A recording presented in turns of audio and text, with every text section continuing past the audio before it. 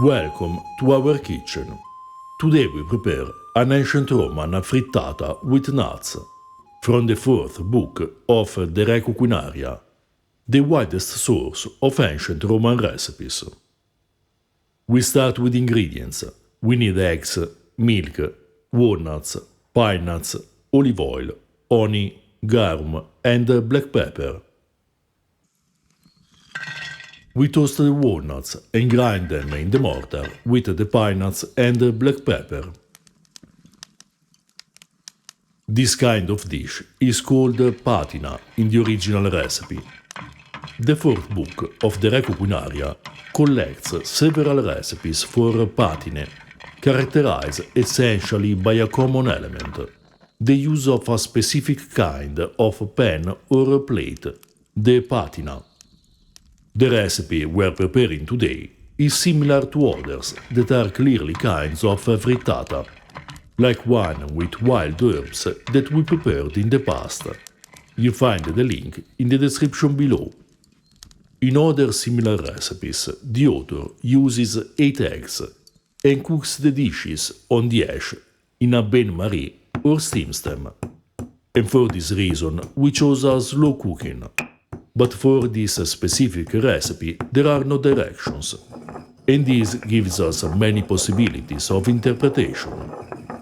The only thing we know for sure is that this patina must be served upside down, as written in the title of the recipe, which is Patina Versatilis.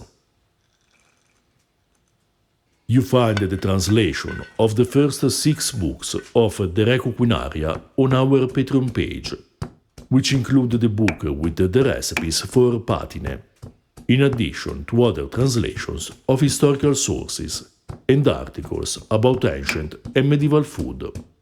To know more about ancient recipes, check out our book, Ancient Roman Cooking, which collects several recipes selected from various ancient sources, and a wide introduction about food in ancient Rome, preserves and ingredients used for historical cuisine. You find the links in the description below. We beat the eggs with a bit of milk, olive oil, garum and honey, then add the walnuts, pine nuts and black pepper.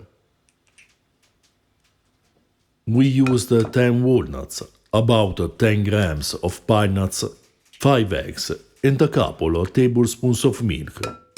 But in the recipe there are no directions about the ratio among the ingredients. The author just writes to add oil in moderation. In any case, there are many ways to combine these ingredients that will give us a good outcome.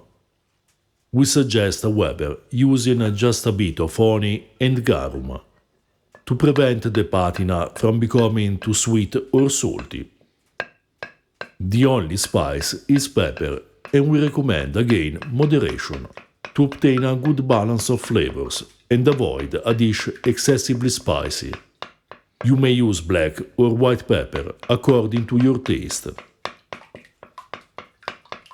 If you're interested in the passage between ancient and medieval cooking, check out our book, De Observatione Ciborum, Early Medieval Recipes at the Court of the Franks, with the translation, a commentary and a glossary of a beautiful 6th century source. To know more about late medieval food, read Registrum Coquine, a medieval cookbook, which includes more than 80 recipes, easy to prepare, written by the German cook Johannes Bockenheim, who worked in the 15th century at the court of Pope Martin V. All the books are available on Amazon in English and Italian. To support our work, you can also buy us a beer or purchase our merchandise. You find all the links in the description below. We pour the olive oil in a pan, add the mixture and cook at very low heat until it thickens. This patina turned out flavorful and a bit spicy, with a delicious nutty aroma. We didn't feel at all either garum or honey, which blend with the other ingredients, making the general flavor complex and interesting. It is a good dish to start an ancient Roman banquet, as an appetizer with olives and a salad, or as a good main plate for a simpler historical meal. You find the links for epithelium and cucumber and melon salads in the description below. If you're interested in ancient foods and flavors, subscribe our channel and consider supporting us on Patreon.